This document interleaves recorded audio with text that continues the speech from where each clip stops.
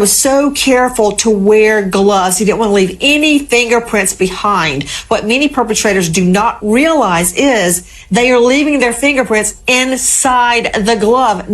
Her life-saving pills were untouched. Her keys and everyday flats were still there, but she had vanished. Snatched in her sleepwear during the dead of night from her foothills place up in North Tucson. January 31st bled into February 1st, and 84-year-old Nancy Guthrie never returned. Her kin found the rear doors wide open the next day. There were dark stains of blood right on the front porch. The Ring camera had been ripped away, and a lone phone sat inside a scene her daughter Savannah later called completely nonsensical. That specific mobile device remains a massive red flag in the case. A digital sleuth posted a query at 1:02 a.m. on March 31st that has now hit 6,000 views. It's the one thing the cops won't talk about whose prints are on that device. If you're tracking this mystery, you know the grim scene Nancy's family walked into on February 1st, but knowing the facts isn't the same as seeing the forensic trail. Let's break this down not as a simple story, but as a professional evidence audit. Every discarded object isn't just a sign of a struggle, it's a silent witness. Every surface holds a story or a data point that either proves a theory, debunks a lie, or waits for someone to finally ask the right question. Nancy Guthrie was last seen the night of January 31st when her son-in-law, Toamaso Chion, dropped her off around 9:50 p.m. He stands as the final person to have seen her alive. She missed her usual Sunday morning stream with a friend the following day. Word got out, and her sister Annie joined Tomaso to check the house, finding the back entry unlatched. They hoped for a second that maybe medics had whisked her away for a health scare. It was the only hopeful lie they could tell themselves until they spotted blood on the step. Savannah opened up about that nightmare during her first big interview, blood by the door. The house wide open and the security tech torn from the exterior wall. With the back doors propped open like that, nothing about the situation felt right. We prayed a stretcher had carried her out the back for an emergency. But her phone was still there in a spotless house with no signs of a break-in, just a missing Nancy. Her wallet, her phone, and her car keys were all right where she left them. Her vital meds for her heart and blood pressure were still on the counter. She was gone, wearing only her pajamas. Think about that for a second because it changes the entire narrative of the investigation. People who leave on their own terms don't walk out without shoes or medicine. Victims don't get to pack a bag. Nancy Guthrie's phone stayed behind. In 2026, a smartphone is much more than a way to talk. It's a GPS tracker and a biological fingerprint of a human life. It holds every text move and bank transaction along with her health stats and daily habits. When a phone is left at a crime scene, the feds have to dig deep into the why. Now that it's in federal hands, they are scouring it for every digital footprint left behind. The real mystery is who handled that phone before the sirens arrived. Her Apple Watch was there too. Its importance goes way beyond basic fitness tracking that the media keeps mentioning. Nancy has a heart regulator, and that watch was tethered directly to her pacemaker. Official logs from the Pima County Sheriff's Department tell a very specific, chilling story. The camera cut out at 1:47 a.m. on February 1st. 41 minutes later, her heart monitor lost its connection. That small window between the camera dying and the heart monitor going silent is when she was taken. The tech stayed in the house, but the pacemaker went with her into the night. At exactly 2:28 in the morning, the signal flatlined and went dark. The discarded hearing aids offer an investigative lead that most news outlets are totally ignoring. One set was recovered at the scene, but rumors suggest Nancy might have owned a backup pair. Those hearing aids could be the key to finding her if she had them on when she vanished. Modern tech usually syncs via Bluetooth to a smartphone, but her phone was still at the house. If Nancy was wearing a backup set during the kidnapping, their final GPS pings become massive clues. Meanwhile, the set left behind is a goldmine for latent prints and physical evidence. The local sheriff's department officially handed over the physical evidence from Nancy Guthrie's property to the FBI. Everyone knows they are involved now, but the actual list of what they seized is still top secret, along with the results of any lab tests or what leads they have officially tossed out. They sent the genetic samples to a private Florida lab because DNA work is always a grind. You need enough high-quality markers to actually flag a match. It is not like the movies. DNA is no different. You have to have the DNA, have to have so many hits of lodi to make a comparative match. All of those things. Early in the investigation, there were reported tensions between PCSD and FBI over evidence access and processing protocols. Nanos publicly stated he wanted all evidence submitted to the same lab. Day one went to our lab. We now come back 10 days further, there's gloves found. So FBI says, okay, so should we send them to the FBI lab? I said, no, let's send it all to our lab, because why would you want... Tensions flared early on between the locals and the feds over who gets to process the evidence. The sheriff wanted everything under one roof, starting with the very first samples from day one. 10 days later, they found gloves. The feds wanted them at their lab. But the local team pushed back, wanting to keep all the testing consistent in one place. These turf wars affect how fast we get answers. Now here is what we actually know about the genetic evidence. On February 13th, officials announced that foreign DNA found at the scene did not belong to Nancy or her inner circle. That was the official word from the department, though the actual science behind those samples is way more tangled than the headlines. The genetic material is what experts call a mixed profile, which means multiple people's signatures are blurred together, making it a nightmare to isolate one suspect. It is messy. The scene yielded a cocktail of biological markers that have to be meticulously untangled. To make a comparative match, all of those things, sometimes DNA is mixed.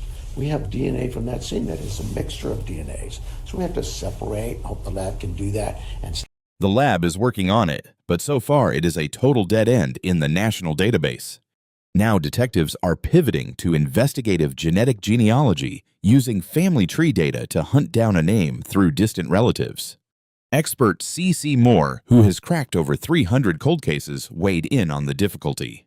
She warned that sorting through a mixed sample like this could take an entire year. It is a lot more complicated than anyone hoped, which is definitely a cause for concern. So This is more of a complex mixture than I had hoped.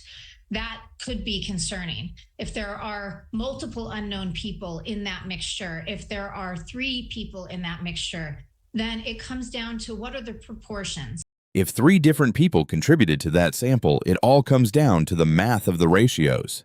Here is the bottom line. There is biological evidence in that house that simply does not belong there.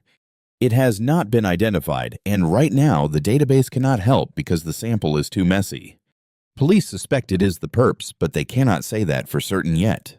Then there is the footage of a masked, armed man outside Nancy's door early on February 1st. FBI Director Kash Patel put that video out on February 10th. It shows a suspect carrying a sidearm and a black 25-liter Ozark trail hiking pack. The footage was pulled from hidden data caches because the camera itself had been ripped off the wall. Both the biology and the video prove one undeniable fact. A stranger was stalking that property. This was not random. It was a hit. Someone arrived prepared and focused, leaving traces of themselves but no name. Every other fingerprint on her phone or those hearing aids is not just a detail. It is the heart of the whole mystery. At 10:02 a.m. on March 31st, a social media sleuth named Hotwire405 posted a question. It blew up to 6,000 views almost instantly despite no push from the algorithm. Those views hit in the dead of night. It was not a wild theory or a finger-pointing post. It was a cold, hard forensic inquiry that needs a real answer. That digital detective wanted to know if anyone bothered checking NY's phone for prints, and more importantly, whose they were. The viral post kicked off right there. It was the cold logic following that question that really caught fire. See, once you start digging into who touched that phone, you hit a massive wall. What if there are no prints at all? Think about it. A smartphone you use every single day is literally caked in oils and markings. It is unavoidable. Natural oils from your skin stick to glass and metal every time you touch them. Every scroll, every tap on the side button, every single time you grab it, shove it in your pocket, or toss it on a table, you are leaving a trace behind. A mess of overlapping layers. Any phone used for weeks by one person will be saturated with their unique markings on every surface. Nancy Guthrie's device was not just collecting dust in some storage bin. She was constantly reaching out to people running her life and moving around her house. That device stayed in her hand or on her nightstand. When a crime scene specialist scans a daily use smartphone, they fully expect to see plenty of results. The only logical reason a well-used device would come up completely clean is if someone scrubbed it after its final use. Now, here is the vital part. That Hotwire 405 post never actually claimed the device was cleaned. It simply questioned what the lab results showed. Whether it was actually wiped down remains unverified for now. Neither this show nor the public can state that as a hard fact. What we can do and what that investigator did is lay out the logical possibilities. If the only markings found belong only to Nancy, then everything looks normal. But if someone else's prints show up alongside hers, we have a whole new mystery on our hands. Yet if that phone is spotless, if it is totally sterile, that points to a reality the other two options simply cannot explain. This same line of thinking goes for those hearing aids discovered at the home. It also applies to any surface in that house the individual caught on the doorbell camera might have brushed against. 6,000 people stayed up late reading that thread because the logic is airtight and rooted in established facts. Grasping how phone forensics works is the only way to realize how significant the results on New York's phone actually are. This is not some quick trick with a brush like you see on police procedurals. Real-world smartphone analysis uses several complex layers of tech, each with its own specific strengths and hurdles. Standard recovery involves using aluminum-based powders or chemical agents to pull invisible skin oils off hard surfaces like glass screens. Usually, these screens are the perfect place to find high-quality evidence. Glass is excellent for preserving those tiny details. The tricky part is that we hold phones in so many ways that the markings often get smeared or stacked on top of each other. Labs have to work with whatever fragments they can piece together. Beyond just the screen, the metal frame side buttons and even the camera lens ring can hold evidence, though success depends on the material. Tiny ridge details can often be pulled from those edges and buttons even when the main screen is a mess. The charging port, the corners, and the physical toggles are all spots where a person's grip is most consistent. An expert starts by photographing everything, then picks the right treatment for each part before lifting the evidence, digitizing it and running it through the national database to hunt for a hit. If they find the victim, they log it. If they find a match in the system, it is an instant breakthrough. If the results belong to someone not in the system, they save them as unknown profiles for future comparison. But if the lab finds absolutely nothing on any surface, there are really only two ways to explain that. Either someone deliberately cleaned the device to remove all traces, or the person handling it was wearing gloves the entire time. While the methods are different, they both lead to the same suspicious dead end, a perfectly clean phone. Finding zero evidence on a daily use device is scientifically stunning. It demands an answer. It is not what anyone expects to happen. No veteran investigator would ever chalk that up to just having a bad day at the lab. Now look at what we already know. We have footage of a man with a weapon right at her front door. That camera was snatched away. The back doors were held open using flower pots from New York's own backyard. This was calculated and deliberate. This was not some random person making it up as they went along. This was a person who planned their every move, and someone with that level of foresight would definitely worry about what they touched. So the mystery of that phone isn't just about data, it's about the killer's mindset. We need to look at the logic of a wiped device. This isn't just a guess, it's a scenario every pro investigator would scrutinize because it changes the entire scope of the case. If Nancy's phone was cleaned before February 1st, someone made a conscious choice to do it. It wasn't Nancy. She was already gone by then. You don't accidentally scrub a phone for prints. It takes a deliberate physical effort. You need a cloth cleaning supplies and a systematic way to strip away every trace of oil. Why scrub a phone you're dumping simple? You're not hiding your history. You're hiding your touch. Wiping the internal software is a completely different ballgame involving factory resets or remote commands to kill the digital trail. Scrubbing the outside serves one purpose, erasing the biometric proof of who held it. If someone cleaned the shell but left the data, they either panicked or just forgot. Maybe they prioritized DNA over data, or maybe the digital side was already nuked. A total wipe, both physical and digital, is a cold, multi-step process. It's calculated. And that brings us to an even more chilling question about this crime. Even a wiped phone can hide secrets. Tiny ridges can survive in charging ports or around buttons. Specialized lights and forensic tools can often pull faint prints off glass even after a scrub. But if the lab found absolutely nothing, just a perfectly sterile device, that total absence of skin oil is a huge red flag. Now look at what we know about the scene. This guy on the doorbell camera was ready. Armed, carrying a pack, killing the camera, and using flower pots to keep the doors open. This is a thinker. Someone who plans for cameras also plans for what they touch. The Hotwire 405 report raised the same fingerprint concern regarding Nancy's hearing aids, but that situation is a bit more complex. One pair was confirmed at the house, but that's only half the story. Latest reports suggest Nancy might have owned a second pair of aids. If she had those on when she was taken, they become mobile forensic beacons. Experts on crime stories with Nancy Grace noted that modern aids sync via Bluetooth. They show up as linked hardware on the owner's smartphone. Since the phone was left behind, it might show exactly when and where they last synced. That's digital evidence pulled from the phone, not the actual hearing devices. The pair left at home is where the fingerprint question gets serious. They're tiny molded pieces. Nancy would handle them every single day, putting them in, taking them out, cleaning them. You'd expect her prints to be all over them. No one else should be touching them. If a stranger's partial print or even a smudge is found on those devices, any ridge detail that isn't hers becomes a smoking gun. Removing someone's hearing aids requires close physical force. It's an intimate, violent act. Any non-Nancy prints on those aids reveal exactly how close the predator got. And if they're perfectly clean, same logic. They should be covered in Nancy's oils. Sterile gear doesn't happen by accident in a lived-in home. We have to fit this fingerprint puzzle into the broader evidence, which is way more intense now. The new details have completely flipped the script on this investigation. Blood on the porch and driveway was a positive DNA match for Nancy. That means she was bleeding out as she was forced from her own home.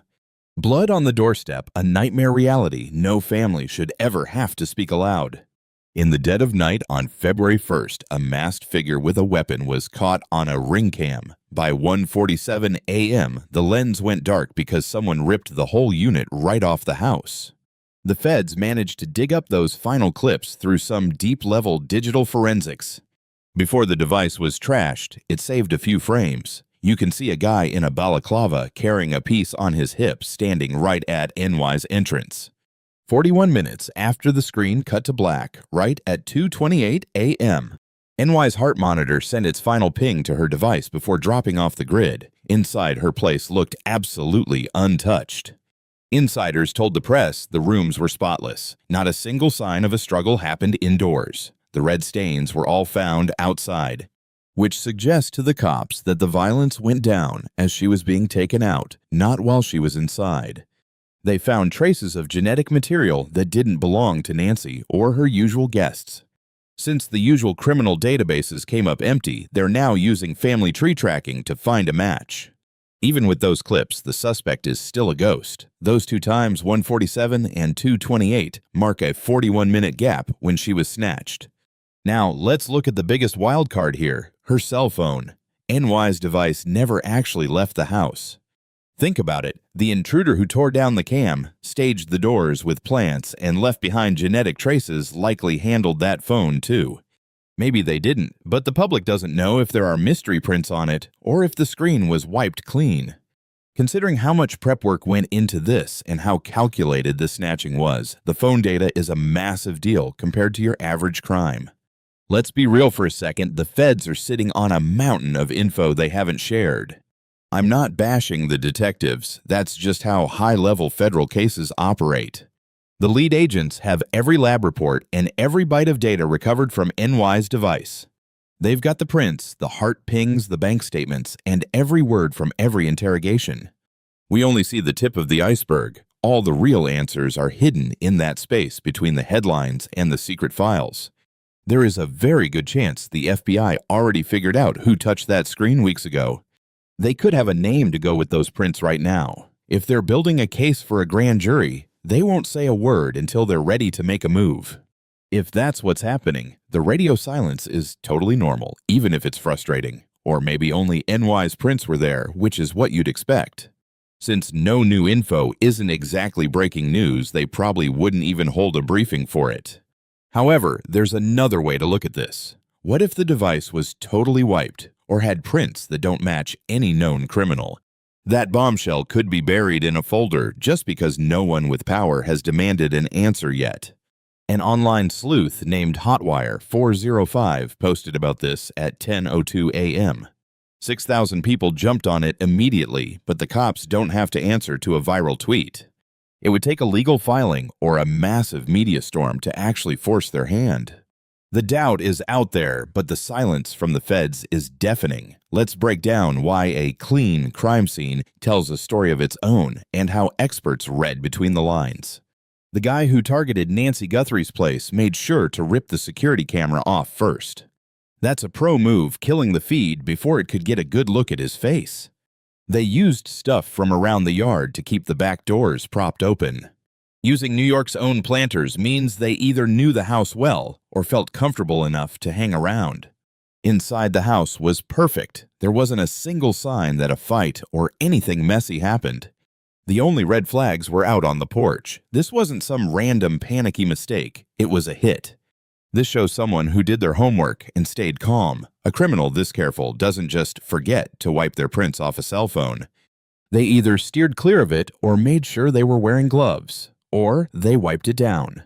When you've got a guy in a mask with a weapon who planned every step, that action alone proves someone was dead set on hiding their identity and wiping any trace evidence. A criminal in a mask is wary of cameras, and anyone ducking cameras is definitely worried about forensics. Once a suspect starts obsessing over forensics, they become hyper-aware of every single surface they touch. In a criminal probe, a half-baked cleanup job actually provides a massive trail of breadcrumbs for investigators. If a suspect scrubs a phone clean but leaves DNA elsewhere, it reveals exactly what they were desperate to hide. Was that phone used to link them to the crime? Did they access it to delete files before wiping their prints?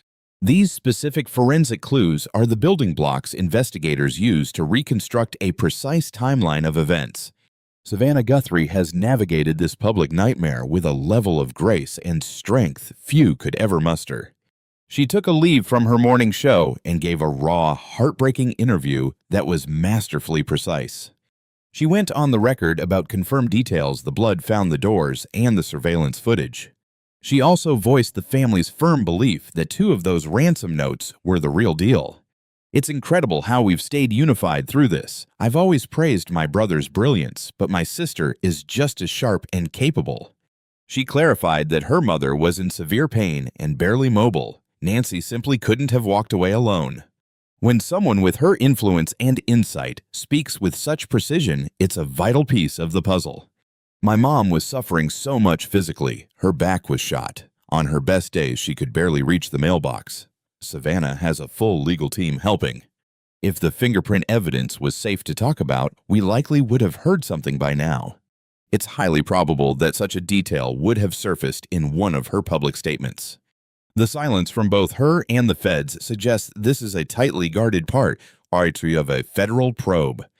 Families are often given strict boundaries on what they can say so they don't tank a future prosecution. There is a calculated logic behind the strategic silence of a federal investigation. However, that wall of silence can only hold for so long. Eventually, through an indictment or a trial, the forensic truth of Nancy's belongings will be made public. Whatever those lab results reveal, they are going to change everything. The public is obsessed with the fingerprints because history shows how personal items break high-profile cases. Look at the Lossie Peterson case, where physical evidence analysis was the absolute tipping point. The focus was on that boat Scott Peterson claimed to be on the day his wife vanished.